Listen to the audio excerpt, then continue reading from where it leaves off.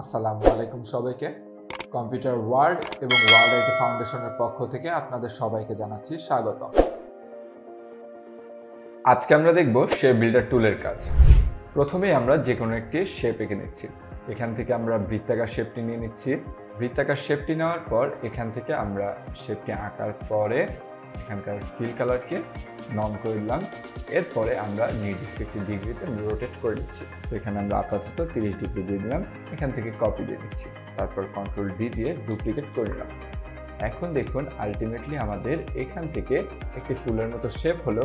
এগুলোর প্রত্যেকটি বৃত্ত এক একটি শেপ, কিন্তু আমরা যদি এই প্রত্যেকটিকে পাপড়িকে আলাদা আলাদা শেপে কনভার্ট করতে চাই, সেক্ষেত্রে আমাদেরকে শেপ বিল্ডার টুলটি ইউজ করতে হবে। এখান থেকে শেপ বিল্ডার টুলটি নিলাম, আমরা যে কোনো একটি শেপের উপর দিয়ে এঁকে দিচ্ছি, জুম করে নিলাম। এখান থেকে একটি শেপ বানালাম, এভাবে করে কন্টিনিউয়াসলি সবাইকে আমরা ড্র্যাগ করে শেপে কনভার্ট করে নিচ্ছি। এখান থেকে আমরা বিভিন্ন শেপে কনভার্ট করে নিলাম। এরপরে আমরা এখন যদি বাহির থেকে সিলেকশন টুলে ড্র্যাগ করে আমরা যদি ড্র্যাগ করি, তখন দেখতে পাবো প্রত্যেকটি পাপড়ির মতো অংশগুলো আলাদা আলাদা শেপ হয়ে গেছে। মূলত আমরা শেপ বিল্ডার টুল দিয়ে যে কোনো একটি বা দুইটি শেপকে নতুন কোনো শেপে কনভার্ট করতে চাইলে সেটিকে আমরা করতে পারবো। তো এইভাবে করে আমরা শেপ বিল্ডার টুলের সাহায্যে নতুন কোনো একটি শেপ ক্রিয়েট করে ফেললাম। এখন মূলত আমরা শেপ বিল্ডার টুলের নিচের অংশগুলো দেখে নেব। লাইভ প্রিন্ট বাকেট যদি আমরা ক্লিক করি, তখন আমরা দেখতে পাচ্ছি মাউসের কার্সর পয়েন্টারের সাথে আমাদের তিনটি কালার দেখা যাচ্ছে। প্রথমত নন কালারটি দেখা যাচ্ছে, এরপরে দেখা যাচ্ছে সাদা, এবং বামে দেখা যাচ্ছে খয়েরি। তো মূলত আমাদেরকে এখান থেকে যদি অ্যারো বাটনে আমরা ক্লিক করি, রাইট অ্যারোতে ক্লিক করলে আমরা এই কার্সর পয়েন্টারে দেখতে পাচ্ছি যে আমাদেরকে কালারটি ডানের বক্সে সরে যাচ্ছে। এখান থেকে আমি ডানের বক্সে দিলাম, ডানের বক্সে সরে গেল। এভাবে করে আমরা কালার সিলেকশন করে চেঞ্জ করতে পারছি। আলটিমেটলি মূলত যে মাঝখানের কালারটি থাকছে আমাদের কার্সর পয়েন্টারে, সেটি দিয়ে আমরা যখন ক্লিক করব, তখন আমাদেরকে কুইকলি সেই কালারগুলো অ্যাপ্লাই হতে থাকবে। এভাবে করে আমরা খুব সহজেই শেপ বিল্ডার টুলের মাধ্যমে ইউজ করা বিভিন্ন টুকরাকে খুব সহজেই রঙিন করে ফেলতে পারলাম। এভাবে আমাদের একটি শেপ বিল্ডার টুল দিয়ে একটি শেপ আঁকা হলো, এবং লাইভ পেইন্ট বাকেট টুল দিয়ে আমরা এটিকে কালারফুল করে ফেলতে পারলাম। এছাড়া আমরা যদি একটা জিনিস খেয়াল করি, যে লাইভ পেইন্ট বাকেটের আগে আমাদেরকে এইটি একটি আলাদা আলাদা শেপ ছিল, কিন্তু লাইভ পেইন্ট বাকেট ইউজ করার পরে সেটি একটি গ্রুপ আকারে পজিশনিং করছে।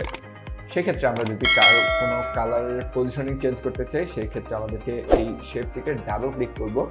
ডাবল ক্লিক করলে এখান থেকে আমরা পরবর্তীতে শেপগুলোকে আলাদা আলাদাভাবে নড়াতে পারবো, কিন্তু তারপরে যখন ছেড়ে দিব তখন আবারও সেটি গ্রুপ আকারে মুভমেন্ট করবে। এখন যদি আমরা এই অবস্থাতেই যদি কোনো কালারকে পরিবর্তন করতে চাই, সেক্ষেত্রে আমাদের রয়েছে লাইভ পেইন্ট সিলেকশন টুল। সেক্ষেত্রে আমাদেরকে যে কোনো একটি বক্সকে প্রথমত সিলেকশন করে নিতে হবে। এরপর এখান থেকে যে কোনো কালারকে চুজ করলে আমাদের সেই কালারটি এই বক্সে চেঞ্জ হয়ে যাবে। সেক্ষেত্রে আমাদেরকে গ্রুপলি কালারটি চেঞ্জ হলো না, কিন্তু আমরা যদি নর্মালি গ্রুপ কালারটি চেঞ্জ করার চেষ্টা করি, সেক্ষেত্রে সবগুলো এক কালারই কনভার্ট হয়ে যাবে। সেটি আমাদের চাওয়া না। সো আমরা এভাবে করে আমরা live paint bucket selection tool দিয়ে কাজগুলো করতে পারলাম। এভাবে করে আমরা শেপ বিল্ডার টুলের কাজ করে এবং লাইভ পেইন্ট বাকেট টুলের মাধ্যমে রঙিন কাজ করতে পারলাম। সো আলটিমেটলি আমাদেরকে লোগো বানানোর ক্ষেত্রে এই শেপ বিল্ডার টুলটি সর্বোচ্চ ব্যবহার হয়ে থাকে। সেক্ষেত্রে আমরা দেখি একটি লোগো বানানোর প্রসেস। সো আমরা এখান থেকে নিয়ে নিচ্ছি যে কোনো একটি শেপ, বৃত্তাকার শেপ নিলাম। এখন আমরা ফিল কালারটিকে অফ রাখবো। শেপ বিল্ডার টুলের কাজ করার ক্ষেত্রে ফিল কালারটি অফ রাখাটাই একটি মোক্ষম উপায়। আবার আমরা এটিকে কপি করলাম, শিফট অল্টার দিয়ে ছোট করে নিচ্ছি। এরপরে আমরা এটাকে দুজনকে সিলেকশন করলাম, সিলেকশন করার পরে মাঝ বরাবর অ্যালাইনমেন্ট করে দিলাম। এখন এই দুটির যে গ্যাপ রয়েছে, সেই দুটি গ্যাপ বরাবর প্রস্থ সমান আমরা একটি চতুর্ভুজ আঁকলাম। তারপর আমরা এটার দৈর্ঘ্যকে বাড়িয়ে দিচ্ছি, দৈর্ঘ্য বাড়িয়ে দিলাম। এরপরে আমরা যেটা করব, এটাকে নিলাম এখানে। এখন আমরা এটাকে শিফট ধরে 45 ডিগ্রি অ্যাঙ্গেলে রোটেশন করে নিলাম। এখন রোটেশন করার পরে এটিকে আমাদেরকে অ্যাঙ্গেলের সাথে লাগিয়ে দিলাম। এরপর এটাকে একটু কপি করে নিচ্ছি। তারপরে ঠিক বিপরীত দিকে আমরা 90 ডিগ্রি রোটেশন করে নিলাম। এটাকে মুভমেন্ট করে এই জায়গা বরাবর নিয়ে নিচ্ছি। এখন পয়েন্টারগুলো ঠিক জায়গা মতো বসছে কিনা সেক্ষেত্রে আমাদেরকে আমাদের কন্ট্রোল ওয়াই বা আউটলাইন মোডে চেক করে নিতে হবে। সো কোনো গ্যাপ থাকলে আমাদেরকে শেপ বিল্ডার টুলটি খুব ভালোভাবে কাজ করবে না, সেক্ষেত্রে আমাদেরকে গ্যাপটাকে ফিল আপ করে নিতে হবে। এইভাবে করে আমরা গ্যাপটাকে ফিল আপ করে নিচ্ছি। যখন এখানে একটা পয়েন্টার আসবে তখন আমরা বুঝতে পারবো যে কোনো গ্যাপ আসলে নেই। এরপর আমরা নিচের পয়েন্টারে আসি, এখানে ওভারল্যাপিং হয়েছে, আমরা ওভারল্যাপিং হওয়ার প্রান্তটিকে এখান থেকে ভেতরের দিকে ড্র্যাগ করে মিলিয়ে দিলাম। এখানে একটি পয়েন্টার দেখতে পাচ্ছি আমরা, এটা আমাদের পারফেক্ট শেপ হয়ে গেছে। কন্ট্রোল ওয়াই দিয়ে আবার নর্মাল মোডে ফেরত আসলাম। এখন কথা হলো আমাদেরকে এখানে আরো একটি ইম্পর্টেন্ট টপিক আমরা দেখতে পাবো। সো আমাদেরকে মূল যে লোগো, সেক্ষেত্রে আমাদেরকে এই অংশটুকু এবং এই প্রান্তটুকু থাকবে এবং অপ্রয়োজনীয় বাড়তি অংশগুলোকে কেটে ফেলতে হবে। তার আগে শেপ বিল্ডার টুল সিলেকশনের ক্ষেত্রে সবাইকে সিলেকশন করে নিতে হবে। তারপর শেপ বিল্ডার টুলটি সিলেকশন করে যেটুকু যে আমরা নতুন কোনো শেপ বানাতে চাই তাদের উপরে ড্র্যাগ করলে তারা একটি শেপ হয়ে গেল।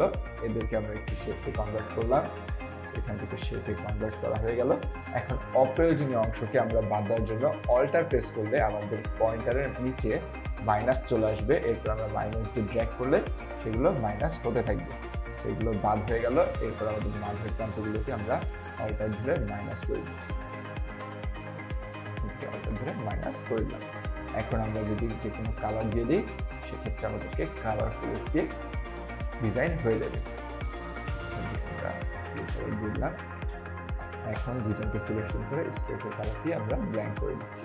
এখন দেখুন আমাদের সুন্দর একটি লোগো বানানো হয়ে গেল।